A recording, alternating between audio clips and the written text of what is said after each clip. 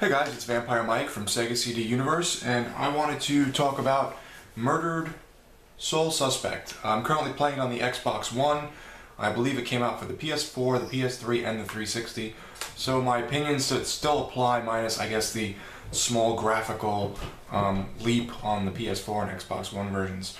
So the main part of the story is you're this guy on the back and the front too, Ronan O'Rourke, I think, or Ronan O'Connor.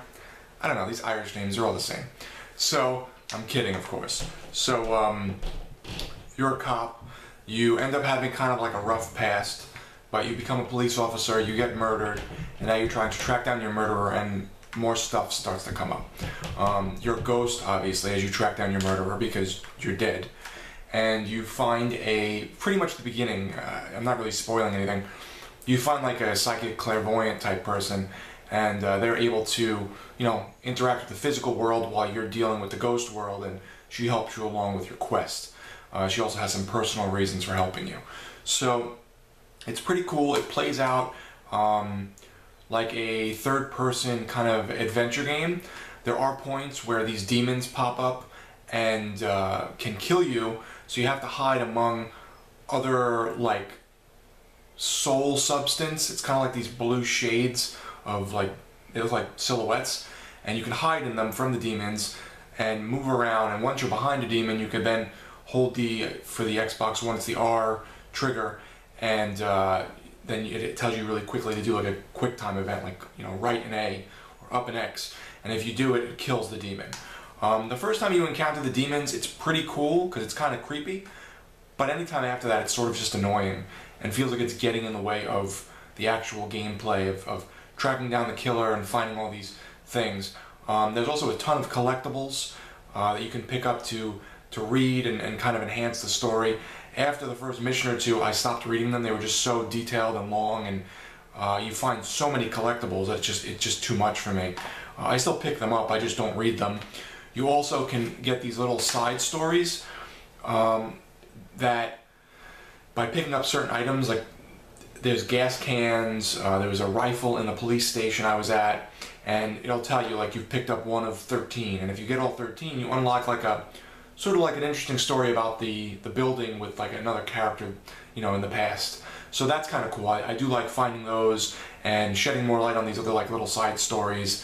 So that's interesting. It never really ties into the main story, or at least yet, but the stories themselves are pretty interesting, so that's kind of cool.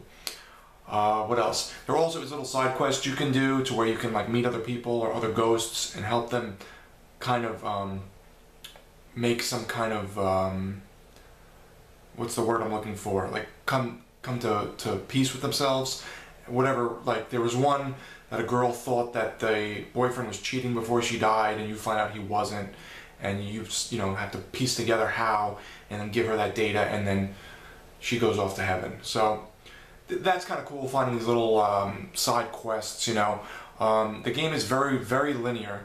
You can walk through almost anything and go almost anywhere, minus like these ghostly kind of apparition walls. So it's open, but not really. It's much more linear and condensed than you think it would be, being a ghost.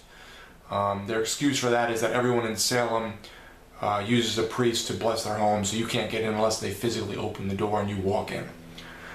What else did I want to say about it? The graphics are pretty neat. The game is very dark, but really cool looking.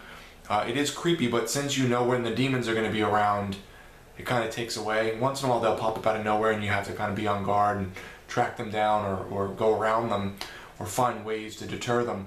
But for the most part, it's just walking from point A to point B, point A to point B, picking up items, picking up clues, and then you have to pick what is pertinent to the investigation to advance the story. The thing with that is, even if you pick the wrong item over and over, there's no negative for doing that. So it's got its ups and downs. Initially I really, really liked it. Now it's kind of wearing thin a little bit for me, because it's repetitive in the way the game is structured, even though the story is still pretty interesting. I would probably give it like a 6, 6.5. I like it. It's something cool. If you can rent it, it's a good rental. If you can borrow it, it's a good borrow. If you were to buy it, I'd say 25 bucks is probably my max, 25 bucks. It's not something I would play through again after beating it, especially if I do get all the collectibles in the game. The characters are pretty interesting. The main character's okay. He's got a bunch of tattoos about his past and like how things he's done in his past that he's regretted or that have been bad or good, I guess. He gets them tattooed on his body, so that's kind of interesting, obviously. What else did I want to say about it? Nothing. I guess that's really about it. It's got an interesting setting because you're in Salem, Massachusetts, so you'll see like little remnants of like witch type things or hangings, stuff like that. But overall, it's a decent game, but it's really not, I don't think, what everyone expected it to be. So 6.5 is pretty good. 25 bucks is a decent price, but don't pay full price for it. So thanks guys for watching. It's Vampire Mike from Sega CD Universe. Be good.